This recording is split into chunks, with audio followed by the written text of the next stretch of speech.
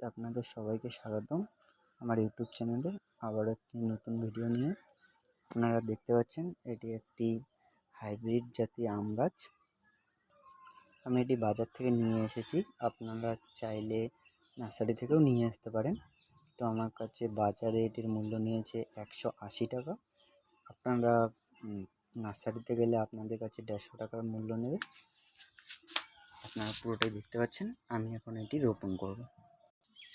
গাছটিকে আমি এই জায়গাটিতে রোপণ করব, তার জন্য আমি মাটিটিকে ভালোভাবে নরম করে নেব।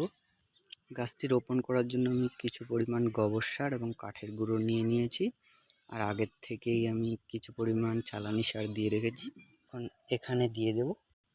এবার এটাকে পুরোপুরিভাবে খুলে নেব। প্লাস্টিকটা থেকে আলাদা করে নিয়েছি, এবার রোপণ করব।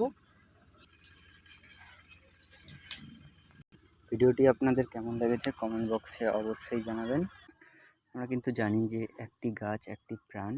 এই আম গাছটি সারা বছর ফল দেয়। আমটি খেতেও খুব সুন্দর, মিষ্টি, দারুণ মিষ্টি করে।